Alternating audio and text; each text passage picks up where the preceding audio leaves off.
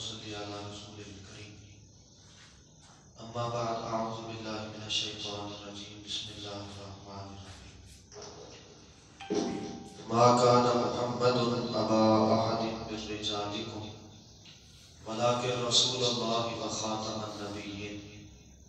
وکان اللہ بکل شیء علیما۔ تحفظ ختم نبوت اور ہماری ذمہ داریاں، یہ ختم نبوت کا عنوان اس قدر وسیع ہے اور اس قدر اس مضمون کی گہرائی اور وسعت کہ جس کو مالک کائنات نے قرآن مقدس میں جس ختم نبوت کا تحفظ کیا ہو اور نبی پاک صلی اللہ علیہ وسلم نے اپنی زبان مقدس سے اس بارے میں وضاحت فرمائی ہو، اگر دنیا کا کوئی انسان ختم نبوت کے تحفظ کے لیے نام بھی نکلے تو اتنی بات کافی ہے کہ ختم نبوت کا جو تحفظ ہے وہ مالک ارض و سما نہیں ہے۔ لیکن اگر ہم ختم نبوت کے تحفظ کے لیے نکلیں گے تو اس میں ہماری عزت ہے، ہماری دنیا آخرت کی کامیابی ہے اور اللہ کے ہاں ہمارا مقام و مرتبہ جو ہے وہ بہت زیادہ بلند ہو سکتا ہے۔ اسی لیے نبی پاک صلی اللہ علیہ وسلم کے اصحاب صحابہ کرام رضوان اللہ علیہ اجمعین نے اسی ختم نبوت کے تحفظ کے لیے اپنی جانوں تک کے نذرانے پیش کیے۔ ائمہ محدثین نے دنیا کی کوئی ایک کتاب بھی ایسی نہیں حدیث کی جس میں یہ عنوان موجود نہ ہو کہ ختم نبوت کا تحفظ عین ایمان ہے، ایمان کے مطابق نہیں بلکہ عین ایمان ہے۔ ہر دور کے ہر محدث نے ختم نبوت کے دفاع کے لیے اپنی قلم کو اٹھایا، اپنے وقت کو صرف کیا، اپنی جان مال حتیٰ کہ اولاد تک کو قربان کرنے کے لیے کمر بستہ رہے ہیں۔ یہ اس قدر اہمیت کا حامل عنوان ہے۔ ہماری ذمہ داری کیا ہے؟ ہم اللہ کے احکامات کو اپنانے کے لیے، اس کو اپنانے کے لیے، لوگوں تک پہنچانے کے لیے اگر ہم زیادہ سے زیادہ کوشش کریں گے تو جو لوگ ختم نبوت پہ اعتراض کرتے ہیں یا ختم نبوت کے حوالہ سے جن کے ذہنوں میں تھوڑی بہت کجی موجود ہے، کمی موجود ہے، انشاءاللہ ختم نبوت کے بارے میں اپنے دلوں کو صاف بھی کریں گے اور اس کا سب سے بڑا فائدہ یہ ہوگا کہ اللہ کے نام کو، اللہ کی کتاب کو، اللہ کی شریعت کو اور دین اسلام کے نفاذ کے لیے اگر لوگ کمر بستہ ہو جائیں، اپنی ذمہ داری کو نبھائیں تو اللہ آسمان سے برکتوں رحمتوں کے دروازے کھول دیتے ہیں۔ اور یہ اتنا اہم ترین ذمہ ہے اور ہمارے ذمے یہ بات ہے اور اتنی اہم ترین ذمہ داری ہے کہ ائمہ محدثین نے اس بارے میں یہاں تک لکھا ہے کہ جو آدمی ختم نبوت کے حوالہ سے اپنا وقت نہیں نکالتا یا اپنا ٹائم نہیں نکالتا یا اس کے لیے محنت نہیں کرتا، اس بندے کا ایمان خطرے میں ہے، اس کو اپنے ایمان کی فکر کرنی چاہیے۔ تو اسی بات کو سامنے رکھتے ہوئے ہمارے بہت ہی پیارے بھائی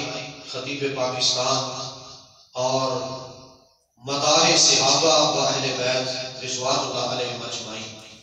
حضرت العلام حضرت مولانا حافظ محمد عثمان شاکر صاحب حفظہ اللہ تعالی،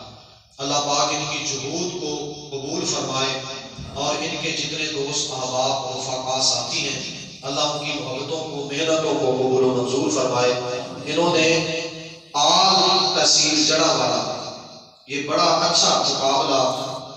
جو تحفظ ختم نبوت اور ہماری ذمہ داری کے حوالہ سے انہوں نے یہ قدم اٹھایا ہے، میں اللہ کے فضل و کرم سے